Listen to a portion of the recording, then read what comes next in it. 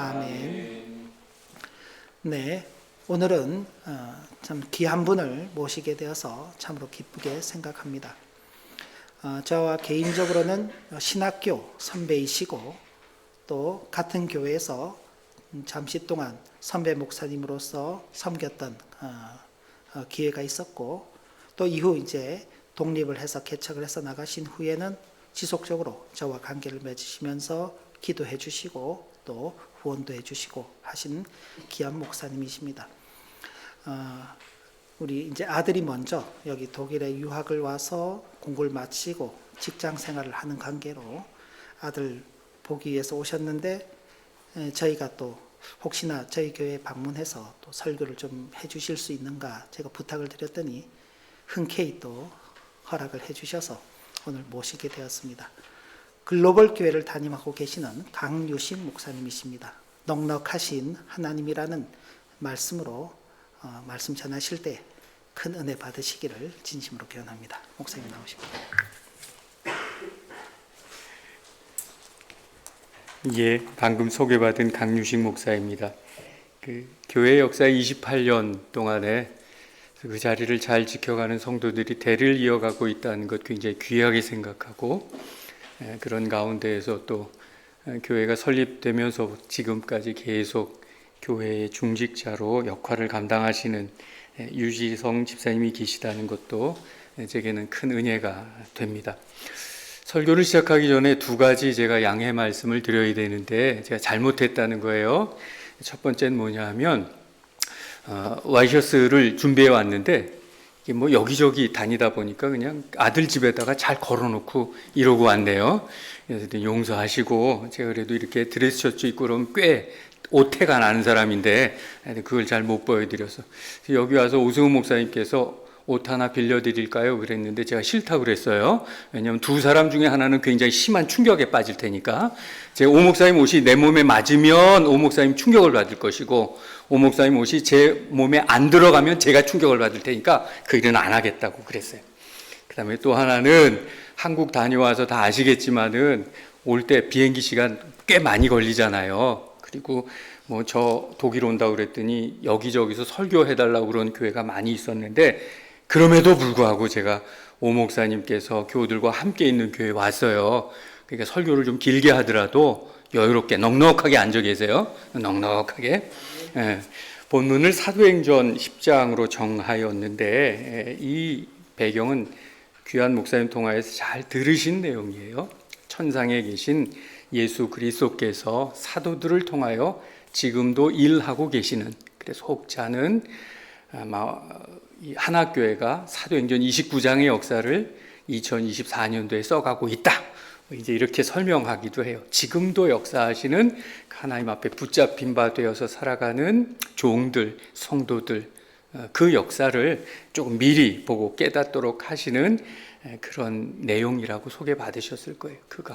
그 가운데에서 고넬료라고 하는 이방인, 그러니까 유대인이 아닌 로마 군인에 대한 그 가족 이야기가 등장하고 있습니다. 그 얘기는 하나님의 백성이 유대인의 경계를 넘어서서 모든 열방, 이방인에게로 번져나간다라고 하는 증거죠.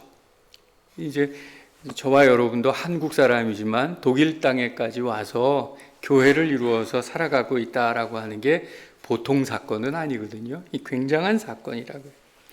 그런데 그 굉장한 사건이 진행되는 가운데에서 사도행전 이후에 나오는 서신서들을 계속 보게 되면 나중에 생겨지는 교회마다 항상 중요한 논쟁이 벌어지게 되는데, 그 논쟁은 뭐냐면 유대주의와 기독교 신앙 사이에 계속 갈등이 벌어지는 거예요. 어떤 갈등이냐 하면, 하나님 믿고 예수님 믿는다 그러면 최소한 할례는 받고 율법은 지켜야지, 그 이야기가 계속 갈등으로 나오는 것이에요. 그 부분에 대하여서 사도행전 10장, 11장에 걸려서 아주 잘 설명하고 있는 거예요. 복음이 이방 교회에 처음으로 전해질 때 하나님께서 그 이방인들을 먼저 받으셔서 성령의 임재를 먼저 허락하신다라고 하는 거죠. 성령의 은혜를 베풀어 주시고 그 다음에 세례를 베풀도록 한다라고 하는 이야기들을 반복적으로 설명해 주심에도 불구하고 교회가 세워지는 곳마다 그 논쟁이 계속 있어서 그 부분을 오늘 좀 살펴보려고 하는 것이에요. 아까 읽은 대로 17절 말씀에 보면 그런즉 하나님이 우리에게 주 예수 그리스도를 믿을 때에 주신 것과 같은 선물을 그들에게도 주셨으니 내가 누구이기에 하나님을 능히 막을 수가 있겠느냐라고 말하고 세례를 베풀게 되었다. 이런 얘기가 있는 거예요. 그럼 세례 준 것이 왜 문제가 됐는고 하니 아까 11장 1절부터 쭉 읽을 때 2절 3절 말씀에 보면 베드로가 무할례자의 집에 들어가서 할례 받지 않은 사람 집에 들어가서 함께 먹었다. 이게 이제 식구잖아요. 식구. 여기 보니까 아까 목사님께서 감동적으로 기도했는데 우리의 자녀들이 함께 있는 건 너무 감사합니다. 신앙의 계대를 발전적으로 이루어가게 하여 주옵소서 그렇게 기도해 주셨는데 식구가 뭐예요? 밥을 같이 먹는 사람들을 식구라고 하잖아요. 특별히 유대인들에게 있어서 밥을 함께 먹는다라고 하는 것은 유대인들끼리 자기들끼리만 먹어야 되는데 베드로라고 하는 교회 가운데 큰 제자요 중요한 사도가 이방인과 함께 이방인들을 가족으로 대접했다라고 하는 게 있을 수 없다. 그래서 그 부분에 대해서 이제 신란하는 장면에 베드로가 대답하는 거예요. 그럴 때 우리가 읽지 않았지만 10장에 보면 그 일 내가 벌린 게 아니다. 내가 한 게 아니라 하나님께서 그렇게 하신 일이다 라고 하는 거예요. 환상 가운데에서 아이고 난 할 수 없다고 했는데도 불구하고 동일한 환상을 고넬료에게도 보게 하셔서 그 고넬료가 나를 청하고 내가 와서 그런 일을 했을 뿐이다 라고 이야기하는 거예요. 그러니까 성령께서 먼저 고넬료와 고넬료 집안 가운데 함께 하시는 은혜가 있어서 그래서 내가 세례를 베풀었을 뿐이다 라고 말하는 거예요. 이제 이런 얘기하면 되게 공부 많이 한 사람들은 성령 세례가 먼저냐 물 세례가 먼저냐 이거 싸움하는데 그 얘기도 아니고 그것도 아니라는 거예요. 사건의 핵심이 뭐냐 하면 하나님께서 이방인들을 당신의 자녀로 교회의 회원으로 받았기 때문에 누구든지 교회에 들어오는 사람들에 대하여서 충분히 받아들이고 형제로 맞는 것은 특별한 일이 아니라 굉장히 마땅한 일이다라고 하는 것을 설명하는 거예요. 물 세례를 주는 것 그게 뭐냐? 이 사람이 하나님의 백성이고 이 사람은 아주 공식적으로 하나님의 교회의 회원이 되었다라고 하는 것을 드러내는 일뿐이다라고 하는 거죠. 예수 믿으면 하나님 백성이 되는 교회의 일원이 되는 놀라운 권세를 얻는 것인데 이 권세, 이 자격이라고 하는 것이 구약 성경에 보면 유대인들에게 제한되었다라고 하는 것이죠. 김한나 집사님께서도 기도를 굉장히 잘 정돈해서 해주셨는데 이 기도에 이렇게 제가 참여하면서 하나님을 굉장히 가깝게 그렇게 고백하시는 분이구나 제가 그런 생각이 많이 들었어요. 집사님 맞아요? 맞죠?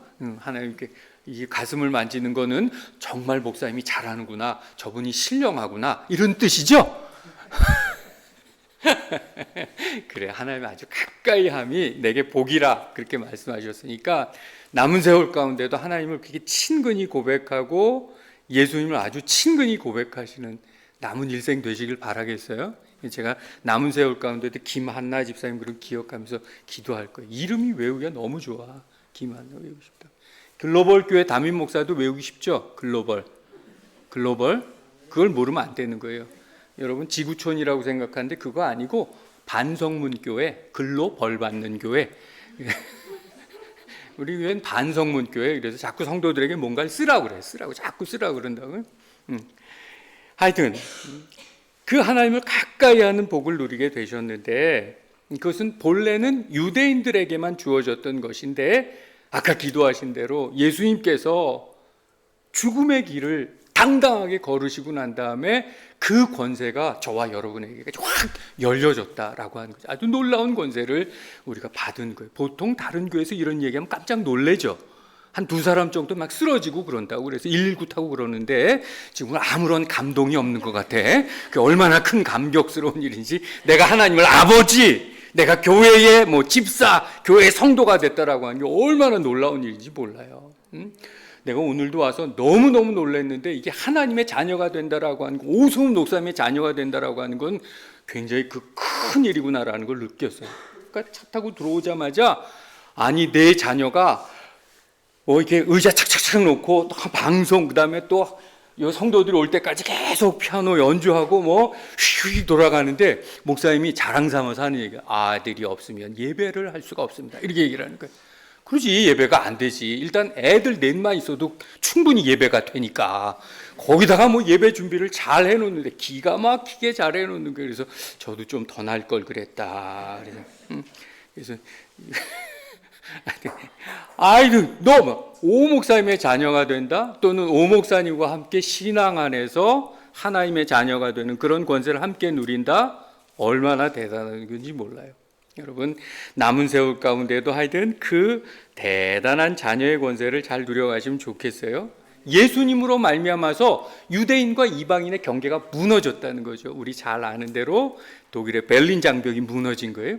사상 때문에, 이념 때문에 굳게 막혀져 있던 그 장벽이 어느 날 갑자기 확 허물어져 내리는 것처럼, 예수 믿는다라고 하는 사실 때문에 유대인과 이방인의 경계가 무너졌다. 그 얘기는 예수님이 조건이 되었다라고 하는 이야기죠. 그럼에도 불구하고 성령으로 세례받는다라고 하는 것에 자꾸 초점이 흐려지고, 사람들이 살아가면서 맞느니 틀리느니 그런 얘기를 많이 하는데, 성령 강림이라고 하는 것은 언제나 예수 그리스도로 말미암아 구원이 완성되었다라고 하는 것, 거기에 초점이 맞춰져 있는 거예요. 내가 받은 구원은 완전한 것이고, 나는 예수님과 함께 이후에 왕노릇할 사람이다, 영원 천국 가운데에서 다스림의 위치 가운데 있는 사람이다 라고 하는 것들에 대해서 완전하게 보증해 주는 것이거든요. 옆 사람하고 한번 인사하시겠습니다. 그런 권세가 있으시군요. 이렇게 한번 인사하겠습니다.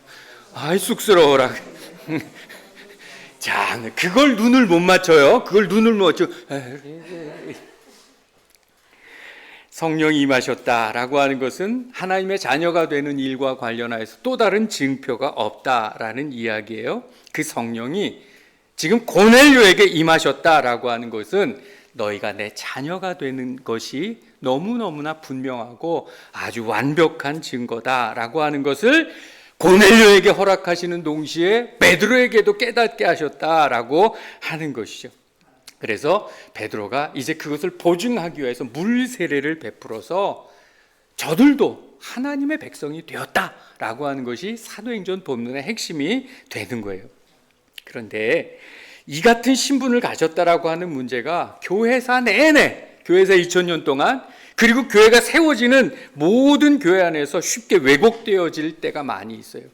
유대인들에 대하여서 초대교회는 굉장히 타부시했어요. 예수님 판 사람, 예수를 십자가에 못 박은 이들, 그러면서 거부한 것처럼 오늘날 교회 가운데에서도 그런 거부되는 일들이 많이 있는 거예요. 교회에서 자꾸만 자격을 따져요.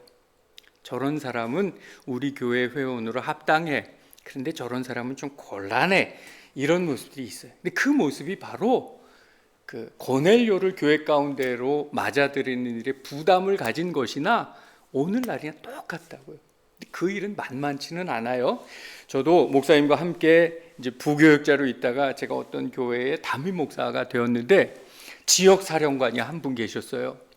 늘 가면 여인네인데 항상 제정신인 때가 없어. 이만큼 취해 있고요. 그 다음에 안 씻어. 보통 냄새가 나는 게 아니야. 근데 이분이 교회에 전도를 받고 어느 날 교회에 와서 저 뒷자리에 앉아 있는데 주변에 있는 사람들이 숨을 쉴 수가 없는 거예요. 근데 그때 제가 혹시 그분 속에 예수님 계실지 모르니까 그분에 대하여서 지극정성으로 대하는 것이 주님 대하는 마음이다라고 하는 마음으로 감당해 봅시다라고 했는데, 그 일이 쉽겠어요? 어렵겠어요? 보통 어려운 일이 아니에요. 보통 어려운 일이에요. 그분 때문에 교회 안 나오려고 하는 분도 많이 있었어요. 교회는 멋있는 것, 규모 있는 것, 아름다운 것, 이런 것들로 자꾸 제한을 지어 보려고 하는 것이에요. 그런데 복음서에서 자꾸 거듭 확인되는 것은 뭐냐? 예수님은 죄인을 구원하기 위해 오셨다. 죄인이라는 말에서 제외될 수 있는 사람은 한 사람도 없는 거예요. 아무도 없다라고 하는 거예요. 아니, 뭔 죄가 그렇게 많은데요? 아니, 우리가 태어난다는 자체가 부정모혈, 이 세상에 태어난다는 자체가 죄라는데 그 죄라고 하면 굉장히 싫어하죠. 혹 우리 가운데도 싫어할 수 있다고요. 그래서 어린 아이들은 마치 죄가 없는 것처럼 그렇게 생각하는데, 아니, 세상에 아기 키워보신 분들은 알 거고, 아기 키우게 되면 아는데, 개도 그러나? 개는 잘 모르겠어요. 네, 잘 모르겠는데 우리 아들이 저기 앉아 있거든요. 저 아들 굉장히 아주 착한 아들이에요. 별로 그렇게 부모에게 거역하지 않은 아들인데, 저 아들도 어렸을 때 엄마 젖꼭지를 물었다니까. 젖꼭지를 조금 늦게 물려주면, 엄마가 배고파서 앙 하는데 그거 바로 안 물려주면 그걸 한번 문다고. 그거 누가 가르쳐 줬을까? 아무도 안 가르쳐 줬어요. 아무도 안 가르쳐 줬어요. 근데 그걸 본능적으로 알아요. 승질나면 물어. 그 다음에 먹을 거 있으면 이렇게 어느 날 과자를 한 봉지 사가지고 가서 하나를 주고 아버지 하나 줘. 그러면 선뜻 내어주는 아이들도 있지만 많은 경우에 내 거야 이러고 돌아선다고. 그건 또 누가 가르쳐 줬어요? 안 가르쳐 줬는데도 그렇다. 죄인이란 말 가운데서 자유롭게 제외될 수 있는 사람은 아무도 없어요. 그래서 성령 강림의 은혜 가운데에서 제외될 사람도 아무도 없다라고 하는 것이, 예수께서 은혜를 주셨다라고 하는 것에, 예수 믿는다라고 하는 말에 자꾸 무엇인가 조건을 갖다 붙이려고 하는 성향이 있는 거예요. 그러니까 교회 다니는 사람은 좀 쓸모 있어야 돼. 세상이 납득할 수 있을 만한 어떤 유익한 것들을 가지고 있어야 돼. 선하고 유익한 것들을 행하는 것이 교회가 해야 되는 일, 당연한 일이 맞아요. 그런데 그럼에도 불구하고 선하고 유익한 것들이 교회의 핵심이나 정체성이 되는 것은 아니에요. 그건 아니라고요. 우리가 교회를 성립시킨다라고 할진데, 구원받은 사람들로서 모여있는 것 외에 다른 것 본질 삼을 수 있을 만한 게 없다라고 하는 것이에요. 우리가 10장 말씀에 여기 보면 10장 38절 이하에 베드로가 설교할 때도 예수님에게만 집중시키는 것을 확인할 수 있어요. 하나님이 나사렛 예수에게 성령과 능력을 기름 붓듯 하셨음에 그가 두루 다니시며 선한 일을 행하시고 마귀에게 눌린 모든 사람을 고치셨으니 이는 하나님이 그와 함께 하셨음이라. 우리는 유대인의 땅과 예루살렘에서 그가 행하신 모든 일의 증인이라. 그들이 나무에 달아 죽였으냐 하나님이 사흘 만에 다시 살리셨다. 예수님만 집중하는 거예요. 예수님만 소개하는 일들, 그것을 통하여서 예수님이 구원의 그리고 심판의 대상자, 그 증언자가 된다라고 하는 말씀. 심판도 주님이 기준이시고 구원도 예수님만이 기준이 되신다라고 하는 얘기를 하는 거예요. 그게 복음의 핵심이자 기독교의 근거가 되는 것이에요. 근데 이거 자꾸 놓치고선 우리들 생각 가운데 교회가 뭐냐라고 할 때, 교회가 뭐 이런 일도 하고 저런 일도 하고 그런 거 못하기 때문에 자꾸 공격받고 성도가 이렇게 사회로부터 이렇게 눌림받는다, 이렇게 얘기를 하는 거예요. 그런데 제가 생각하기에 교회는 공격을 받는 것이 당연한 거예요. 성도는 사람들로부터 이렇게 몹쓸 이야기를 듣는 게 당연한 거예요. 왜냐? 세상은 자기들이 죄인이라는 사실을 인정치 않는 집단이고요. 교회 안에 있는 사람들은 우리가 죄인이라고 하는 것을 인정하고 고백하는 사람들이기 때문에, 그래서 예수를 믿는 사람들이기 때문에 세상으로부터는 언제나 지탄받고 공격받고 함부로 여김을 당할 수밖에 없는 것이에요. 세상은 예수님을 죽인 자들이고 우리는 예수님을 믿는 자들이고 그런 거예요. 우린 예수님 없이는 안 되는 사람들이라고 고백하면서 그 예수님으로부터 부름받은 자리에 모여있는 사람들이기 때문에 언제나 그 갈등은 있게 되는 것이에요. 그렇다면 교회가 교회로서 가질 수 있는 정체성이 무엇일까? 저와 여러분이 예수 믿는 사람이라는 거예요. 우린 예수 없이는 안 된다라고 하는 것을 고백하는 사람들이에요. 여기에 다른 조건을 세울 수가 없는 거예요. 그냥 예수 믿는 거. 그런데 자꾸 세상에서는 평등을 이야기하고요, 국가, 민족, 무슨 뭐 인종, 피부 색깔 이런 것 가지고 차별할 수 없다 이런 얘기를 해요. 그래서 지금 독일 땅에도 가장 문제가 되는 게 뭐예요? 난민들이잖아요. 난민들. 많은 사람들이 막 그냥 밀려오는 것 때문에 한편에서는 우리나라는 역사적으로 전범 국가다. 그렇기 때문에 이 땅을 찾아오는 사람들에 대해서 수용하고 베풀어야 된다라고 말하는 사람도 있지만 또 한편에서는 그 일을 도대체 언제까지 해야 되냐? 내가 그랬냐? 근데 왜 내가 번 돈을 이렇게 줘야 되냐? 이 계속 싸움이 있게 되는 거죠. 교회는 제가 생각하기에 누구에게든지 열려 있는 곳이 돼야 돼요. 근데 아까도 말씀드렸던 것처럼 굉장히 어려워요. 어려운 일이에요. 교회가 왜 그러느냐? 라고 하는 문제에 대해서 반성하고 또 돌아봐야 되지만 우리 교회는 이래! 라고 납득할 수 있는 길도 아무것도 없는 것이에요. 그저 교회는 열려져 있는 것이에요. 어디에 열려져 있느냐? 죄인을 위하여 죽으신 예수님을 찾아오는 이들에게 언제나 열려져 있는 것이에요.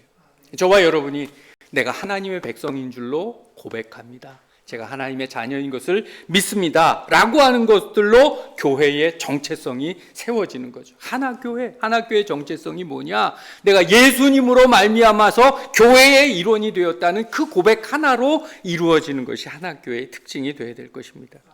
그러면 교회가 그 책임을 어떻게 감당해야 되느냐? 공동체로 모여 있어야 돼요. 공동체로 모여 있어야 돼요.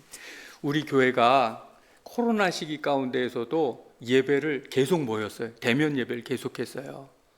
제가 우리 교회는 43년 된 교회라서 조금 연세 많으신 분들이 많아요.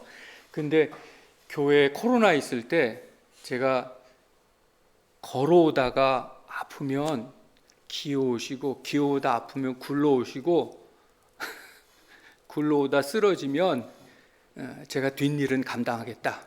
이렇게 말씀을 해가지고 할머니, 할아버지 굉장히 노여워하셨어요. 아주 서운해하셨다고. 와도 교회 와서 죽으라고 그랬거든. 교회는 함께 있어야 된다라는 걸 굉장히 강조했어요. 그러다 보니까 처음에는 아주 속상해하셨는데 코로나 기간 동안에 대면 예배를 계속했어요. 그리고 지금도 목사님이 어제 나한테 물어보시더라고요. 이거 유튜브 중계한다면서요. 우리 교회 유튜브를 안 했어요. 왜냐하면 화면, 카메라 워크 좋은 그런 교회들 너무 많고 방송들 많으니까 교회에 와서 목사의 숨결을, 우리 집사님의 체온을 느끼고 싶지 않은 사람들은 그 잘하는 방송 봐라. 뭐 우리 교회까지 이거 뭐 카메라 하나 놓고 이거 찍는 것 가지고 보면서 예배한다고 그러지 말고 아주 화려하게 돌아가는 그 방송을 봐라. 그리고 체온을 느끼고 싶고 숨결을 느끼고 싶은 사람들은 교회에 와라. 와서 우리 함께 예배하다가 아프면 아프자. 그냥 저 그랬다고요. 그랬더니 나중에 우리 교회 교우들이 뭐라고 우리 교회를 별명을 붙였느냐? 반드시 예배하는 교회. 한번 따라 하실래요? 반드시 예배하는 교회. 기어이 예배하는 교회. 그게 우리 교회 트레이드 마크가 됐어요. 지금은요, 성도들이 예배 안 한다, 이게 그런 게 있을 수가 없는 거예요. 그러니까 반드시 예배하고 기어이 예배하고. 올해는 제가 그걸 바꿨어요. 뭐라고 바뀌어요? 반드시 부흥하고 기어이 부흥하는 교회. 다음해는 어떻게 바꿀지 모르겠어요. 반드시 부흥하고 기어이 부흥하는 교회라고 제가 올해 2024년도를 시작하면서 매주일 교회에 등록하는 성도가 없으면 난 병원에 입원해 버리겠다고 그랬어요. 내 마음이 아프고 영혼이 아파서 견딜 수 없어서 입원하겠다고 그랬어요. 그랬더니 오늘 아침에도 연락이 왔어요. 목사님, 오늘도 한 형제가 교회에 등록했습니다. 지금 11번째 주잖아요. 13명이 지금 매주일 교회에 등록하고 있어요. 내가 이 52주째 되는 날 오순 목사님께 이게 전해드릴게요. 그 일이 이루어졌는지 안 이루어졌는지. 연락 안 오면 병원에 입원한 줄 아시면 돼요. 공동체로 모이는 게 제일 중요해요. 교회는 함께 있어야 되는 거, 함께. 혹시 여하한 일들 때문에 오늘 유튜브로 강 목사를 만나고 있는 교우들이 있다면 다음 주에는 어찌 됐든지가 이 공간에 있으면서 숨결과 체온과 하나님의 임재하시는 그런 영적인 기운들을 공감해야 된다고요. 공동체로 모여 있는 게 교회의 특징이 되는 것이. 아무런 모일 수 있을 만한 공통점이 없는데 왜 같이 앉아 있느냐라고 물어보면 예수 믿어서 그래. 대답은 그것밖에 없어. 나 예수 믿는 사람이야. 한번 너 따라. 나 예수 믿는 사람이야. 시작. 그러니까 예수 믿는 사람이기 때문에 같이 공동체를 이루어가고 있는 것이, 전도하라고 구제하라고 교회가 있는 것 아니고요. 이 자리에 같이 있으라고 교회가 성립되어져 있는 것이. 그렇기 때문에 혹 교회 안에서 문제나 갈등이 생기거든 그건 놓고 교회의 본질적인 정체성인 것으로 알고 다투거나 그러면 안 돼요. 제가 섬기는 교회도 이전에는 좀 이렇게 파가 많이 있었어요. 나는 아볼로파, 나는 개바파, 나는 바울파, 나는 대파, 나는 쪽파, 나는 양파, 뭐 이런 파가 있었다고. 그런데 제가 가가지고선 그런 거 하면 안 된다고 그랬어요. 예? 그런 거. 교회의 본질성을 제쳐놓고 대등하게 놓고 싸우면 안 되는 거예요. 다시 말해서 우리 교회는 전도가 부족해. 우리 교회는 사랑이 부족해. 우리 교회는 처음 나오는 사람들에 대해서 관심이 부족해. 우리 교회는 예배 끝나고 난 다음에 먹는 밥이 좋지 않아. 이런 것 가지고 얘기하는 거 아니라는 거예요. 뭐 아무거나 다 붙여도 돼요. 우리 교회는 예배할 때마다 의자를 놨다가 치우는 게 불편해. 뭐 이런 여러 가지 얘기할 수 있다고. 저희가 섬기는 교회는 화장실이 불편해. 화장실 가려면 줄 서야 된다고. 뭐 여러 가지 불평 불만을 제한할 수는 있는데 그것이 교회의 본질적이고 최우선적인 것은 아니라고 하는 것이에요. 이방인도 구원받았구나, 저분도 교회에 와 있구나 라고 하는 사실로 놀라야 되는 거예요. 그것이 오늘 사도행전 11장 가운데서 하나님이 고넬료를 받으셨구나. 그러니까 교회에 와서 놀라는 게 뭐냐면 저분도 와 있네. 저분도 와 있네. 제가 늘 농담 삼아 하는 이야기, 우리 잘 아는 대로 찬송가 405장 존 뉴턴이라고 하는 사람이 작사했다고 하잖아요. 나 같은 죄인 살리신 그분이 얘기하는 게 있는데, 했던 게 있는데, 천국에 가면 3번 놀랜대. 3번 놀라는 게, 첫 번째가 뭐냐면 저 사람이 천국 왔어? 이것 때문에 놀랜대요. 그 두 번째 그분이 못 왔어? 이것 때문에 놀랜대. 두 번째 놀라는 거. 그다음에 세 번째는 이거 반드시 놀라야 돼. 내가 와 있다는 사실 때문에 놀라야 된다고 그랬어요. 내가 와 있다는 거. 여러분, 세 번째는 반드시 놀라야 돼요. 할렐루야. 세 번째는 반드시 놀라야 돼요. 내가 있다는 사실 때문에 놀라야 되는 거예요. 야, 저분도 와 있구나. 그것이 하나님께서 하시는 일이고요. 하나교회의 가장 큰 특징이 되어야 되는 것이, 그 이야기가 성경의 제일 마지막 요한계시록 3장에 가면 아주 이렇게 무서운 말씀으로 이렇게 소개가 돼요. 요한계시록 3장 7절에서 13절 말씀에 보면, 빌라델비아 교회의 사자에게 편지하라. 거룩하고 진실하사 다윗의 열쇠를 가지시니 곧 열면 닫을 사람이 없고 닫으면 열 사람이 없는 그가 이르시되, 볼지어다 내가 내 앞에 열린 문을 두었으되 능히 닫을 사람이 없으리라. 내가 내 행위를 아노니 내가 작은 능력을 가지고서도 내 말을 지키며 내 이름을 배반하지 아니하였도다. 보라, 사탄의 회당 곧 자칭 유대인이라 하나 그렇지 아니하고 거짓말하는 자들 중에서 몇을 내게 주어 그들로 와서 내 발 앞에 절하게 하고 내가 너를 사랑하는 줄을 알게 하리라. 내가 나의 인내의 말씀을 지켰은즉 내가 또한 너를 지켜 시험의 때를 면하게 하리니 이는 장차 온 세상에 임하여 땅에 거하는 자들을 시험할 때라. 내가 속히 오리니 내가 가진 것을 굳게 잡아 아무도 내 면류관을 빼앗지 못하게 하라.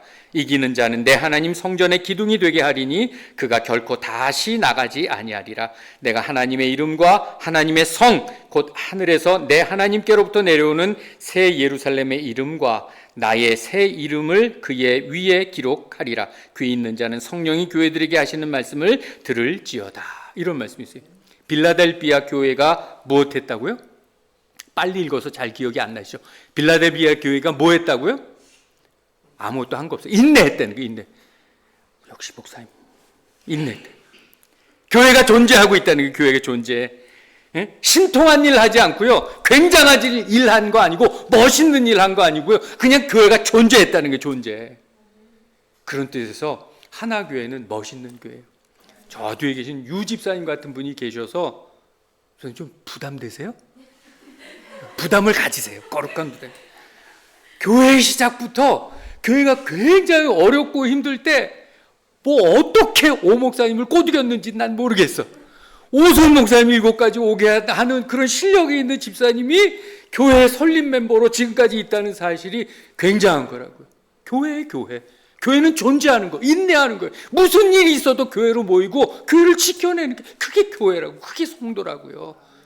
그런 뜻에서 유 집사님 굉장하신 분이시고요. 나중에 하나님 나라 갔을 때 우리 힘있게 사랑했노라고, 오 목사님을 격려했노라고, 내가 성도들을 돌보느냐고 꽤 힘썼노라고 그렇게 얘기하시자고. 그 땅에, 지금 말고 거기서 그분 앞에서 빌라델비아 교회가 예수님 믿기 때문에 모였다는 거예요. 그게 굉장한 일이라고, 그게 열린 문이라고 말하는 거예요. 오픈도어라고 하는 건 다른 게 아니라 그냥 교회를 지켜낼 거예요. 교회를 지키고 자리하고 있었다라고 하는 거예요. 때문에 교회는 늘 열려 있어야 되는 게, 의심하는 사람도 오고 반대하는 사람도 오고 호기심 가진 사람도 오고, 그러죠. 교회를 뭐 그냥 해코지 그런 사람도 올 수 있다고요. 교회는 언제나 열려 있어야 돼요. 그런데 우리는 자꾸 닫고 싶어 한다고요. 우리 교회는 이 정도는 돼야 돼. 우리 교회는 이런 정도의 그 지적인 능력은 돼야 되고, 우리 교회는 이런 정도의 수준은 돼야 돼. 이 특징 가지고 닫고 싶어요. 저기 이화여자대학교 뒷문에 가면, 후문 쪽에 가면 뭐 교회가 있는데, 거기는 뭐 학위 있는 사람들만 또 와야 되는 교회도 있어요.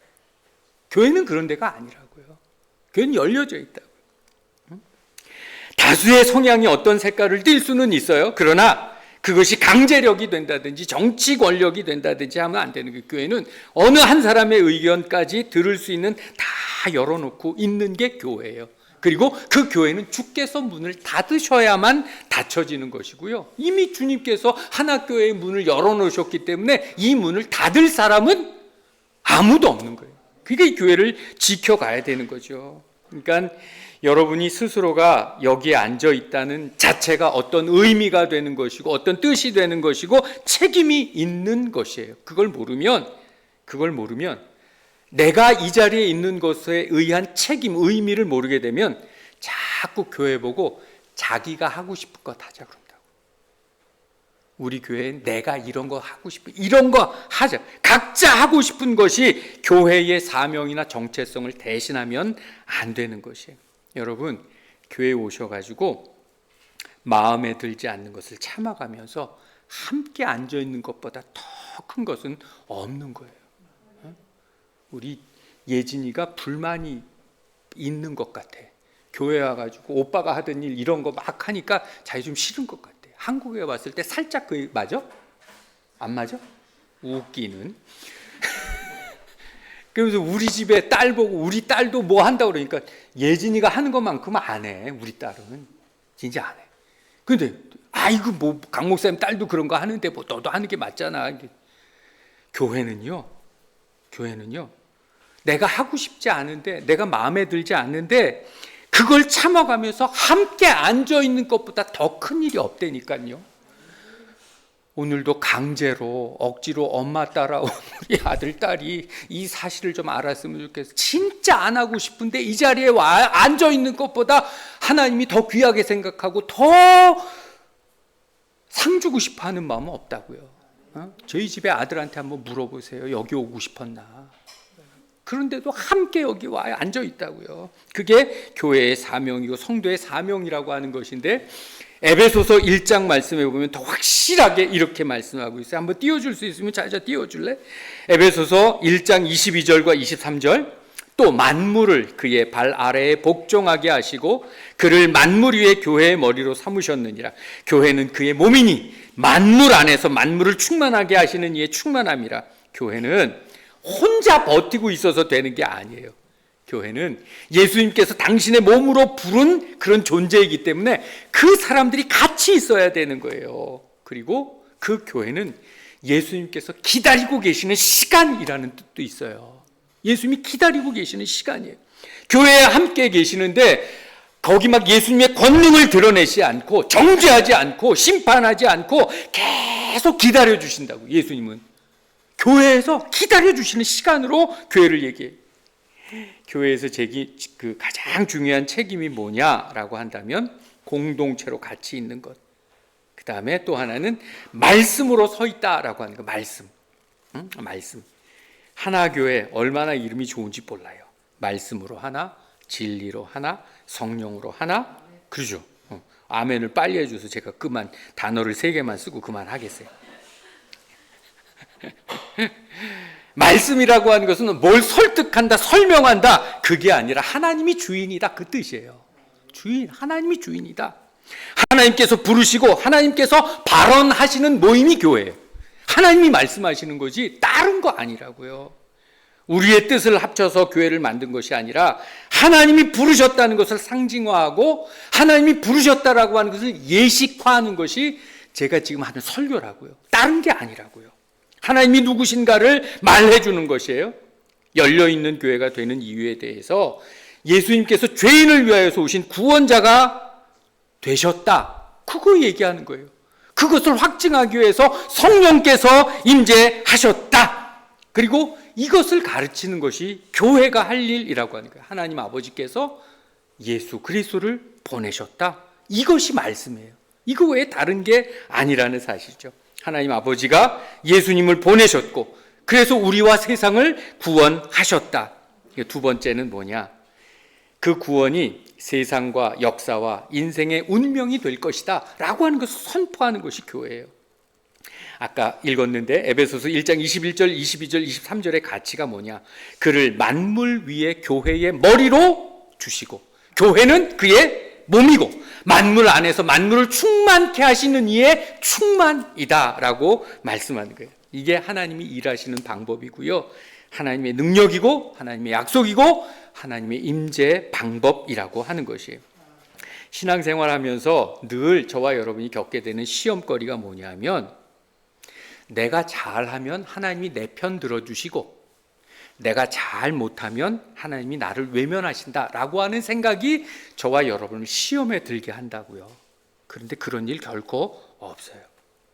구원 얻는다, 예수를 믿는다, 예수님께서 우리를 죄에서 구원하셨다라고 하는 것은요, 예수님과 우리를 하나로 묶어주셨다라고 하는 거죠. 보니까 다음 주에인가 입교 예식이 있는 것 같아요. 우리 찬민인 것 같은데 입교한다, 세례받는다, 그 얘기가 뭐예요? 그리스도와 내가 신비로운 연합의 상태에 들어간다라고 하는 것이잖아요. 예수님과 나를 하나로 묶어주셨다라고 하는 것이 그렇기 때문에 저와 여러분이 하나님을 외면한다든지 하나님의 뜻을 배신했을 때에도 예수님은 늘 우리와 함께 하신다는 사실이에요. 우리가 스스로를 책망하고 하나님 앞에서 변명할 말이 없는 그런 실패, 그런 게으름, 그런 비겁함 가운데 있다 할지라도 예수님은 결단코 우리와 함께 하시는 것을 포기하시는 순간이 없으시다고요.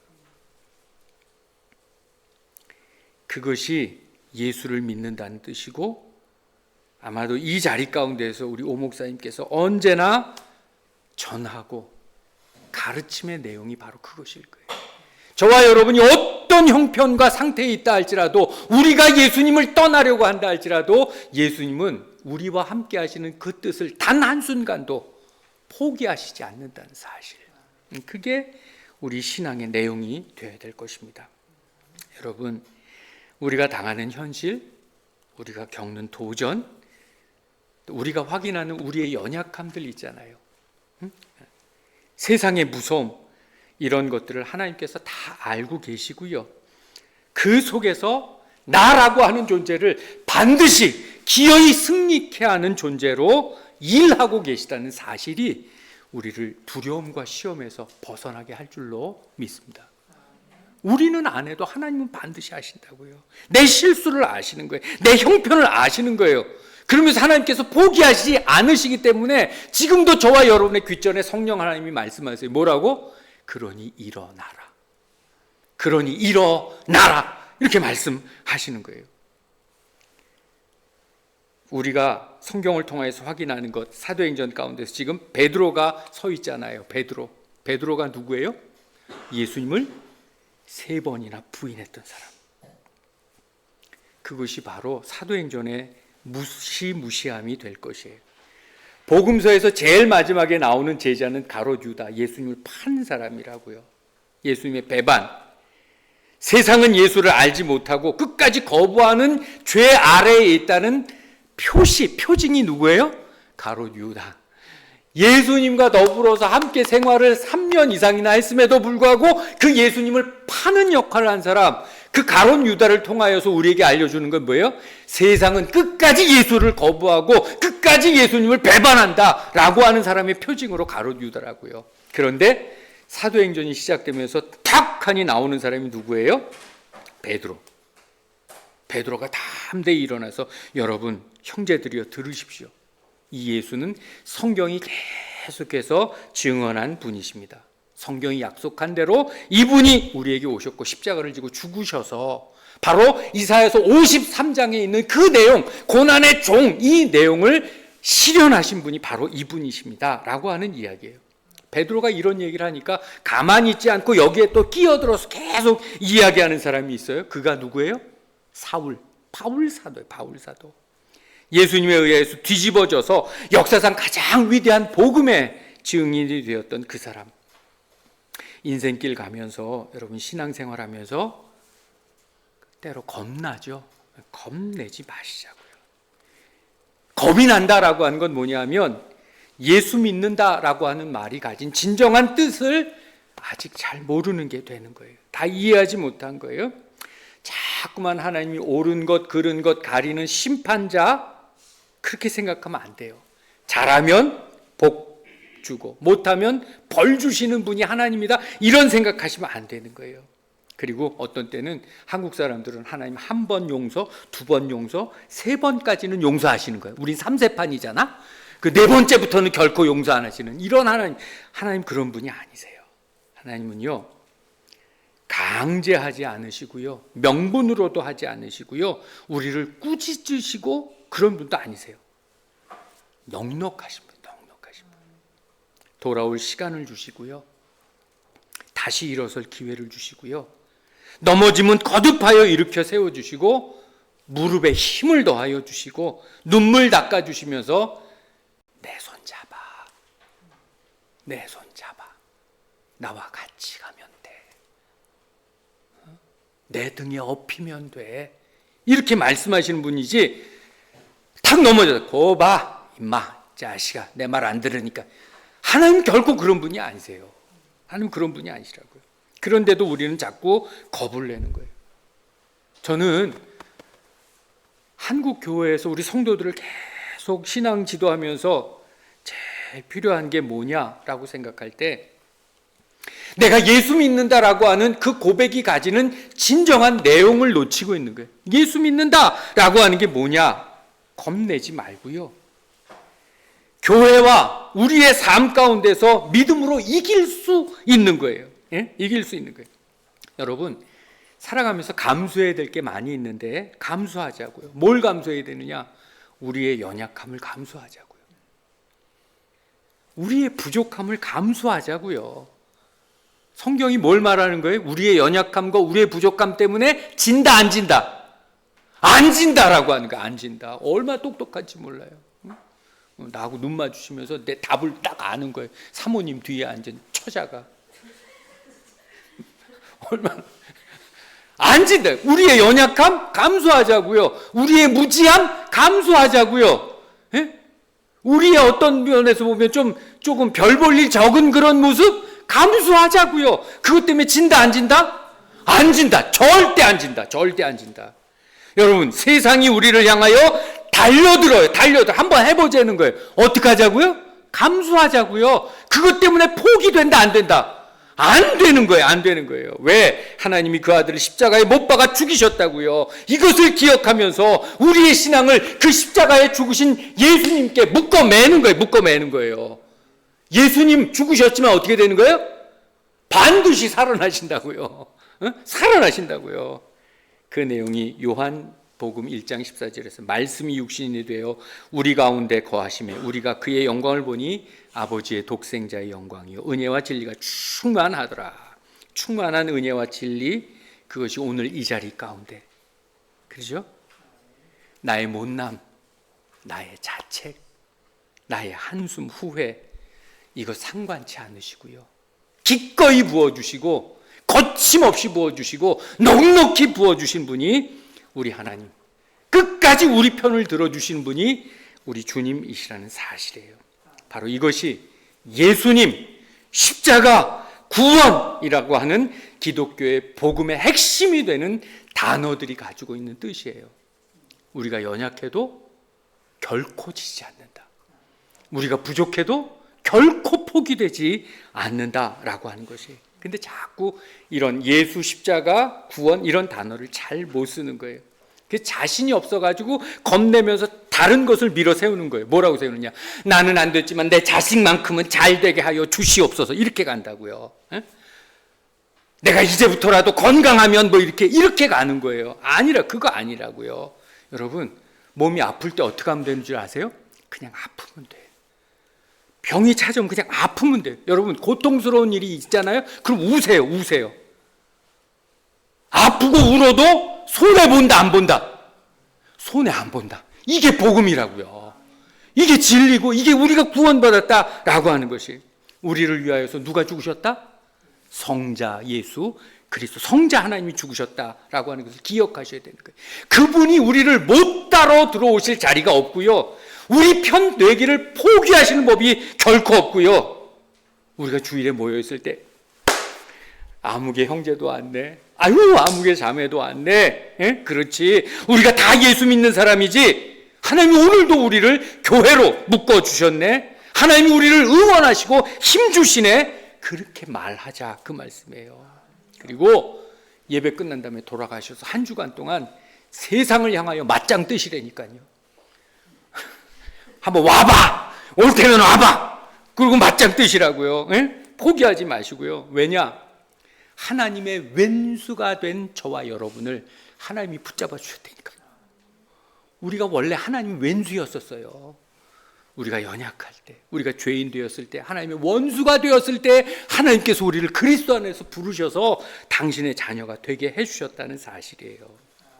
여러분, 이 특권을 이해하시고 이 믿음을 잘 쓰셔서 남은 인생의 자리 가운데 하나 교회의 성도로 있었던 그 기간이 얼마가 될지는 잘 모르겠어요.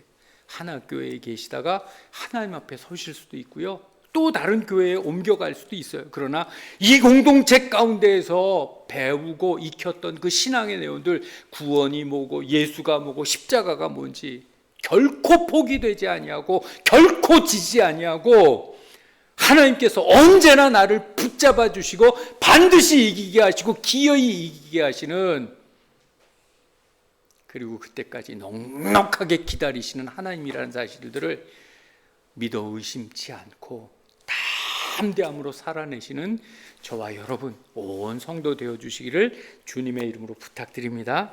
기도하시겠습니다. 하나님 아버지, 은혜를 감사합니다.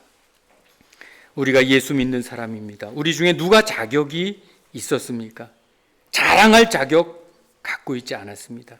주님 덕분에 여기 와 있고 하나 교회에서 우리가 형제요, 자매요, 하나님의 백성, 식구로 고백하게 되었습니다.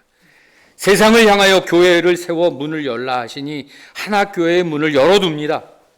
혹여나 던지는 돌이 있다든지 외치는 고함이 있다면 감수하게 하시고 이미 가진 증거를 붙들고 살게 하여 주옵소서. 다른 것 가지고 변명하고 넘어가지 않게 하여 주시옵시고 예수 믿는다는 것으로 답하고 책임 있게 이 자리를 지키는 인생 되게 하여 주옵소서. 그리하여 주께서 행하시는 구원을 보는 기쁨과 자랑을 알게 하옵소서.